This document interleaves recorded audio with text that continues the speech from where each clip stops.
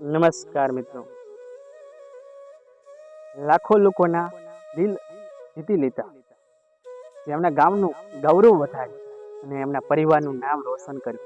આજે એક ગરીબ પરિવારની દીકરીની સત્ય ઘટનાની વાર્તા છે મિત્રો, અને બહુ જીવનમાં ઉતારવા જેવી છે. અને આ દરેક દીકરીઓને સાંભળવા જેવી અને સમજવા જેવી આ એક નાનકડી સ્ટોરી છે મિત્રો. 2 મિનિટનો ટાઈમ લઈ અને આ સ્ટોરીને જરૂર સાંભળજો મિત્રો. પિતા મજબૂર બની ગયા. એક ગામડું છોડી અને પિતા શહેરમાં આવી જાય. ગામડું છોડીને પિતા શહેરમાં આવી જાય. એ પિતા મજબૂર બની જાય છે અને એ પિતા છે ગરીબાઈમાં જીવન જીવતા હતા. એમને કામ ધંધો ના મળ્યો, એમને પૂરતું કામ ન મળ્યું, ને ચારે બાજુ એ પિતા ખર્ચાની અંદર ડૂબાઈ જાય છે. એટલે કંઈક નાનો મોટો ધંધો કરવા માટે અને પોતાનું પેટ ભરવા માટે પિતા એ ગામડો છોડીને શહેરમાં આવે. શહેરમાં પિતા આવ્યા. શહેરમાં પિતાને મકાન ન હતું. કહેવાય છે કે પિતાને મકાન ત્યાં ન હતું, પણ નાનું એવું છાપરું કરી અને પિતાએ ત્યાં વસવાટ કર્યો છે. અને પિતા શહેરમાં આવીને એક ભંગારનો ધંધો કરે. પિતા જોડે એક સાયકલ, એ પંખા વિનાની સાયકલ છે. એ પંખા વિનાની સાયકલ લઈ અને બજારની શેરીઓ અને ગલીઓની અંદર ભંગાર વીણવાનો ધંધો કરે. સવારમાં વહેલા ઉઠી અને સાયકલ લઈ અને પિતા જાય અને આખા બજારની અંદર, આખી શેરીઓની અંદર સાંજ સુધી રખડે છે અને ભંગાર વીણે. એ સવારથી સાંજ સુધી જે વીણેલો ભંગાર છે ને, એ ભંગાર લઈ અને સાંજે વેચવા માટે જાય. એ વેચી અને જે રૂપિયા આવે એ લઈને આવે છે અને પોતાનું ઘરનું પૂરું કરે છે. પિતા આ રીતે પોતાનું ગુજરાન ચલાવે છે અને પિતા આ રીતે જીવે છે. તમે સમજો કે કેટલી મજબૂર હશે, કેટલી ગરીબાઈ હશે. અને પિતા પંખા વિનાની સાયકલ લઈ અને આખા બજારની અંદર રખડવાનું અને ગોતીને ભંગાર વીણવાનું. અને સાંજે એ જેટલો વીણ્યો હોય એટલો લઈ અને વેચી પોતાનું ઘરનું પૂરું કરે. એક બાજુ પોતાની પત્ની હતી, એ બીમાર હતી. પોતાને આંખોનું ઓપરેશન કરાવેલ હતું, એટલે એ જોઈ શકતી નથી. પણ પોતાનું જે ઘરનું થોડા માટું કામ હોય, જમવાનું હોય, થોડા માટું કામ કરતી. ને એમનો મેડિકલનો ખર્ચો દર મહિને 2 થી 3 હજાર મેડિકલનો ખર્ચો થતો હતો. પોતાને દવા ગોળી ચાલતી હતી, એટલે મહિનાના 3 હજાર ત્યાં મેડિકલમાં મૂકવા અને બીજા ઘરનું કરિયાણું છે, જે પણ ઘરમાં જોઈએ એ વસ્તુઓ લાવી આ પિતાને. એ ભંગારમાંથી કેટલું કમાઈ લે? આ ભંગારમાંથી થોડું ને જીવન જીવી લેવાય છે. એમને એક જ નાની દીકરી હતી.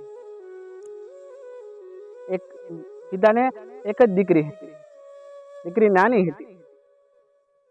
જ્યારે આ દીકરીને સમય જાય, દીકરીને ભણવાની ઉંમર થઈ જાય છે, એટલે પિતા વિચાર કરે છે કે દીકરીની ઉંમર છે ને ભણે એવડી થઈ ગઈ છે. હું આ ભંગારનો ધંધો કરું છું અને આ રીતે ગુજરાન ચલાવું છું, અને આપણે આ એક જ દીકરી છે અને કદાચ એ ભણે અને ભણી ગણીને કંઈક આગળ વધે તો આપણે થોડા ઘણો જિંદગીની અંદર આપણી જિંદગીની અંદર થોડો ઘણો કહેવાય કે ફેરફાર થાય, પરિવર્તન થોડું આવે. એટલે પિતા છે ને એ દીકરીને ભણવા માટે મોકલી દે છે. એ કહેવાય કે શહેરમાં આવેલી સરકારી શાળાની અંદર આ દીકરીને ભણવા મોકલી દે છે. એ દીકરી ભણે છે ને પિતા છે ને આ ધંધો કરે છે. ત્યારે દીકરી 1, 2, 3, 4, 5, 6 ધોરણ એમ કરતા 7મા ધોરણમાં આવે છે. દીકરી 7મા ધોરણમાં ભણે. દીકરી જ્યારે કહેવાય કે એમને સમજવા શીખી જાય, દીકરીને જ્યારે કે બુદ્ધિ આવી જાય છે, દીકરી વિચાર કરે છે કે મારા પિતા છે ને એ આ રીતે એક પંખા વિનાની સાયકલ લઈને મારા પિતા બજારો અને શેરીઓની ગલીઓની અંદર ફરી અને ભંગાર વીણે છે. અને એ ભંગાર વીણી અને સાંજે વેચીને ઘરે આવે છે અને મારા ઘરનું પૂરું કરે છે. મારી માનો ખર્ચો છે એ 3000 મહિનાનો થાય છે. અને હું જો આ રીતે ભણીશ તો આ મુખવારી છે, મારા કપડાં, મારા ચંપલ, મારા શાળાના ચોપડા, જે જોશે તો મહિને કેટલો ખર્ચો થઈ જશે. મારા પિતા કમાવાવાળા એક જ છે. મારા પિતા કમાવાવાળા એક જ છે. મારા પિતા છે ને કમાવાવાળા એક જ છે. મારી માં છે એ બીમાર છે અને મહિનાનો 3000 નો ખર્ચો એ ને મારા ઘરનું અને મારા પિતા કેટલું કમાશે. મારા પિતા છે એ માતા હારી જશે. અને દીકરી પિતાને કહે છે કે પિતા કઈક વાત કરું. પિતા માનો તો કદાચ. એટલે પિતા બોલ્યા કે બોલ ને બેટા, શું વાત કરવી? તો પિતા સાંભળો, આ મોંઘવારી છે. આ મોંઘવારીની અંદર તમે આપણા ઘરનું પૂરું નથી થતું, જે 2 ટાઈમ જમવાનું પૂરું નથી થતું, અને એક બાજુ જે મેડિકલનો ખર્ચો 3000 દર મહિને 3000 બિલ છે. એ મેડિકલનું બિલ, એક બાજુ હું ભણું એટલે મારો નાના મોટો ખર્ચો આવે. મારે એક દિવસ ચોપડા જોઈએ, બોલપેન જોઈએ, જે પણ વસ્તુ જોઈતી હોય. પિતા તમે કમાવા વાળા છો ને એક જ છો. તમારી જોડે કોઈ મોટો બિઝનેસ નથી. તમે કોઈ પિતા મોટી નોકરી કરતા નથી. તમે ખાલી એક જ ભંગારનો ધંધો કરો છો. એ પંખા વિનાની સાયકલ લઈને પિતા જાઓ છો. પિતા આખો દિવસ તો છે ને તમે પેલા થાકી જતા હશો. હવે તો તમારું શરીર છે ને સાવ આવી રહ્યું છે. તમારું શરીર તમને સાથ નથી આપતું. તમે પિતા કઈ રીતે આ બધું પૂરું કરશો? પિતા મારે ભણવું નથી અને હું કઈક નાના મોટો ધંધો લઈ, હું નાના મોટો કઈક ધંધો કરી લઉં એટલે પિતા છે ને બધું આપણે ચાલ્યું જાય. આપણા ઘરનું પૂરું થાય અને આપણે આમને આમ દિવસોને પસાર કરતા રહે. પિતા કહે છે કે બેટા સાંભળ, ના તારે ભણવાનું છે બેટા, તું ભણ. અને હું છે ને બસ આ ભંગાર વીણીને આપણું તારી માનું ખર્ચો, તારું અને આ જે ઘરનું હું પૂરું કરી લઈશ બેટા. તારે ભણવાની જરૂર છે. પિતાએ કહ્યું કે બેટા તું ભણ, તારે ભણવાની જરૂર છે. એટલે દીકરી કહ્યું કે પિતા સાંભળો છો, બસ મારે એક જ વર્ષ પ્રાથમિકમાં ભણવાનું છે, પછી મારે આ સ્કૂલમાં જવાનું છે. તો પ્રાથમિકમાં તો પિતા બરાબર છે, પણ જે આ સ્કૂલના ખર્ચા છે બહુ મોંઘા છે પિતા. એ આપણાથી પૂરા નહીં થાય, એટલે મને રહેવા દો ને, નહીં ભણવું.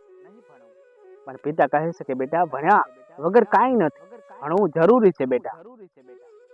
ભણીશ ને તો કંઈક તું સારી નોકરી લઈશ, કંઈક મોટી સારી જગ્યાએ જઈશ. ભણ્યા વગર બેટા કંઈ નથી, તું ભણ. એટલે દીકરી કહે છે કે પિતા એક મારી શરત, ચાલો કે હું ભણીશ કદાચ, પણ હું કંઈક નાના મોટો સાઈડમાં ધંધો કરી લઉં તો. પિતા કે બેટા તું શું ધંધો કરીશ? તારે ભણવાનું છે, તું ધંધો કરીશ કે ભણવા જઈશ? તો પિતા સાંભળો, જે આપણી બાજુની અંદર 4-5 મકાનો છે, મકાનોની અંદર કદાચ હું કામ બાંધી નાખું. કામ એવું કરવાનું કે કચરા પોતા છે, સફાઈનું કામ. પિતા કહ્યું કે બેટા તારી મરજી તો બેટા કઈ વાંધો નહીં, સારું. એટલે આ દીકરીએ પોતાના બાજુમાં આવેલા 4-5 મકાનો છે, મકાનોની અંદર કામ બાંધી નાખે છે, સફાઈ કરવાનું. એટલે મહિનાના 2000 રૂપિયા પગાર છે.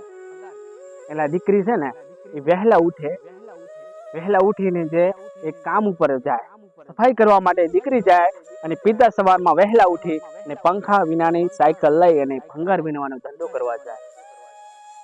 પિતા અને દીકરીએ, બાપ અને દીકરીએ બંને આ રીતે પોતાના જીવનમાં સંઘર્ષ કર્યો. દીકરી આ જ રીતે સંઘર્ષ કરીને ભણે છે અને પિતા આ રીતે સંઘર્ષ કરે છે. સાહેબ તમે વિચાર કરો કે એક બાજુ દીકરી જાય છે અને એક બાજુ પિતા જાય.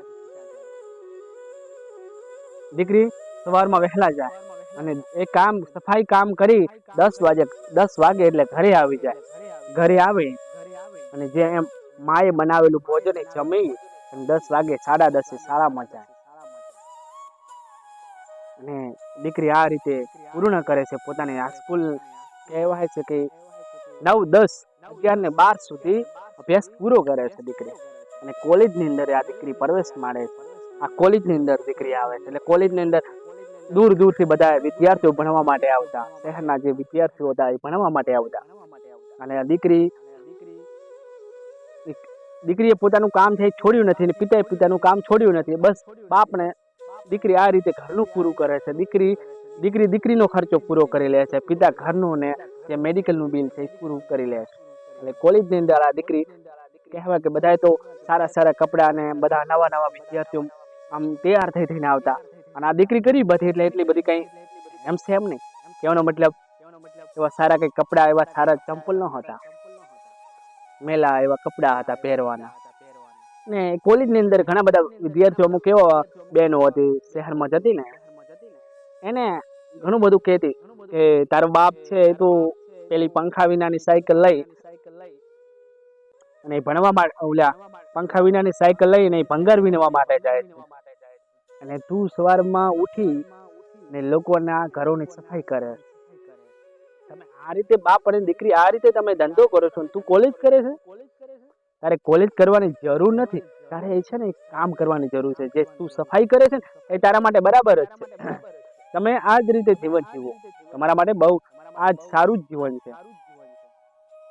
એટલે ઘણા લોકો હસી મજાક કરતા, અને દીકરીને કહેવાય કે આ મેના ટોણા છે ને એ સાંભળીને અંદર મગજની અંદર ફિટ થઈ જાય છે, અને દીકરીની તાકાત છે ને મજબૂત તાકાત આવે છે. અને દીકરી વિચાર કરે છે હવે તો મારે કંઈક કરીને બતાવવું જ છે, હવે મારે કંઈક કરીને બતાવવું છે. અને દીકરી જેટલું સાંભળે એટલું પોતે ફિટ કરી નાખે છે, પણ ઘરે આવીને પિતાને વાત નથી કરતી. અને જે પ્રાથમિકમાં ભણતી હતી દીકરી, ત્યારે પ્રાથમિકની અંદર નાના મોટા કાર્યક્રમ થતા હતા ને, ત્યારે આ કાર્યક્રમની અંદર દીકરી ભાગ લેતી. એટલે દીકરીને બોલવાનું સારું હતું. દીકરીને પોતાને એમ હતું કે જીવન છે ને એ બેસ્ટ જીવવું છે, કંઈક અલગ જીવન જીવવું છે, બેસ્ટ જીવવું, મસ્ત જીવન જીવવું છે, ને ફરી નવી જિંદગી મળી હોય એ રીતે જીવન જીવવું છે. પણ પાછળની જે મજબૂરી છે એ મારી નાખતી. ત્યારે એ કોલેજ ડિગ્રી કરતી હતી ને એ શહેરની અંદર એ નવા એક નેતા ચૂંટાઈને આવેલા હતા. એટલે એ નેતા શહેરમાં આવેલા હતા, એટલે એ નેતાનું એક મીટિંગ રાખેલી હતી. નેતાએ સભા રાખેલી હતી. એ મીટિંગની અંદર મોટા મોટા મહેમાનો આવવાના હતા, અધિકારી હોય કે મોટા નેતા હોય, બધા લોકો આવવાના હતા. અને જે કોલેજના વિદ્યાર્થીઓ હતા એમને બોલવા માટેનો ભાગ, દરેકે વિદ્યાર્થીઓએ પોતાના અલગ અલગ રીતે ભાગ લીધેલો હતો બોલવા માટે. અને આ દીકરીએ વાત કરી કે મારે આ મીટિંગની અંદર ભાગ લેવો છે. અને દીકરીને ત્યારે કહ્યું હતું કે તારે બોલવાની જરૂર નથી, તારે સમજવાની જરૂર છે. તું, તારો બાપ છે એ ભંગાર વીણવાનો ધંધો કરે છે, તું છે એ લોકોના ઘરની સફાઈ કરવાનું કામ કરે છે. એટલે આ તારે છે ને બોલવા માટેનો તને ભાગ નહીં મળે, મોકો નહીં મળે. તારે છે ને સાંભળવાનું છે. લોકોએ કઈ રીતે મહેનત કરે છે અને કઈ રીતે મોટા અધિકારી બની ગયા, નેતા બની ગયા છે, કઈ રીતે નોકરી મેળવી છે, એ તારે છે ને બધું સાંભળવાનું છે, સમજવાનું છે. તારે તું અત્યારે કોઈ મોટી અધિકાર નથી કે તને બોલવા માટેનો મોકો મળે. ત્યારે દીકરીની હિંમત છે સાહેબ હારી જાય છે, અને દીકરી રડી પડે. પણ કહેવાય કે દીકરી એકની બે ન થઈ, ના મીટિંગની અંદર બોલવા માટેનો મોકો લે. એટલે બીજે દિવસે બધાએ જે ટાઈમ આપેલો હતો એ ટાઈમ પ્રમાણે બધા લોકો આવી જાય છે. લાખો લોકોની સંખ્યા છે, અને નેતા છે, અધિકારી છે, કલેક્ટર હોય, બધા મોટા મોટા માણસો, મહેમાનો બધા બેઠેલા છે. અને જે કોલેજના વિદ્યાર્થી હતા ને એમને જે બોલવા માટેનો મોકો હતો એ બધાને મોકો હતો જે, એટલે એક વિદ્યાર્થી ત્યાં ઊભો થાય છે બોલવા માટે. અને આ દીકરીને ખાલી 5 મિનિટ જ આપેલી હતી, કારણ કે 5 મિનિટ સુધી ભાષણ કરવાનું છે. 5 મિનિટ પૂરી થાય એટલે તારે નીચે ઉતરી જવાનું, વધારે પડતું નહીં બોલવા. અને છેલ્લો નંબર દીકરીનો. એટલે જે નેતાઓને જે સ્વાગત કરવાનું હતું એ કાર્યક્રમ સ્વાગત કરે છે, અને જે લોકોને બોલવાનું હતું એ બોલી લે છે. અને વિદ્યાર્થીઓને નંબર પ્રમાણે જે પણ અલગ અલગ રીતે બોલવાનું એ વિદ્યાર્થીઓ પણ બોલી લે છે. અને લાસ્ટ એક જ મોકો દીકરીનો હતો. અને એ દીકરી જે ઉપર બેઠી હતી, સ્ટેન્ડ હતું એ ઉપર બેઠેલી હતી, નેતાઓ જોડે એ દીકરી બેઠેલી હતી.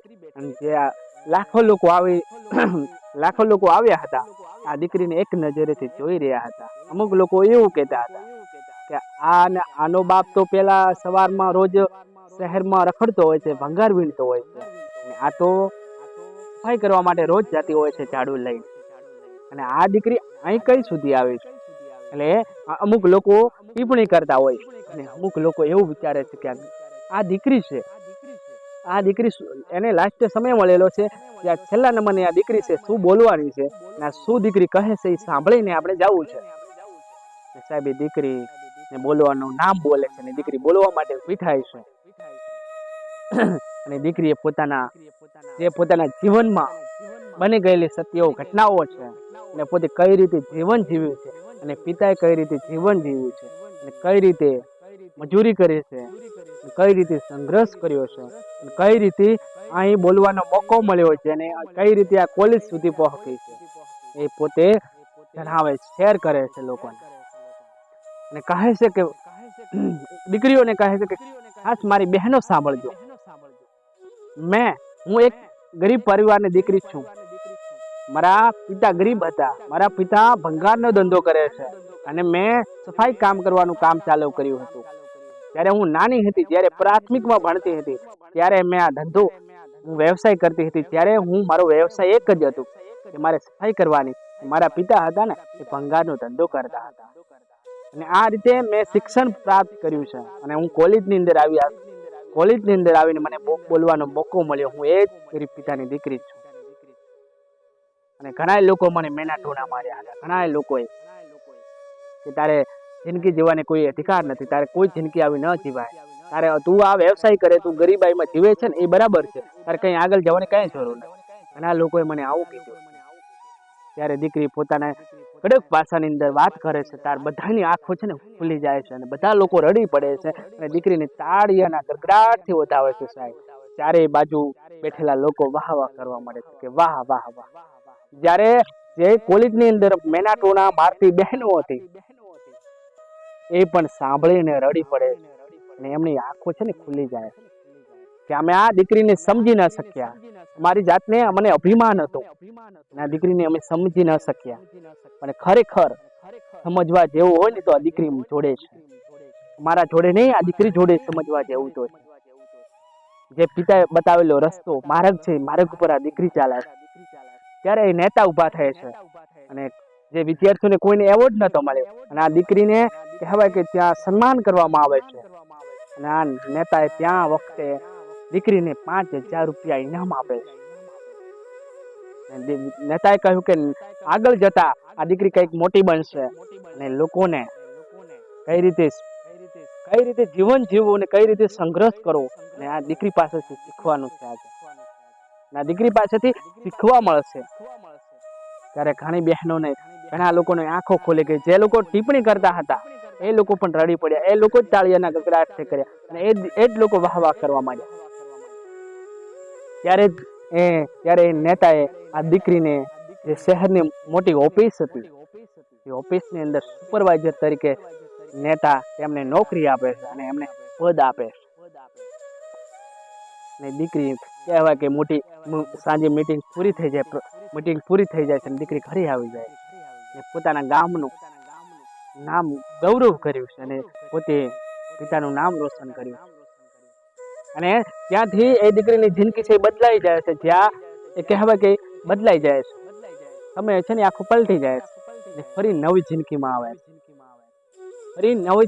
આવે છે. પિતા પોતાનો ધંધો તો છોડી દીધો. હવે કે પિતા આપણે આ ધંધો કરવાની કઈ જરૂર નથી. હવે છે ને એક સારી બેસ્ટ જીવન જીવવાની મજા આવે છે.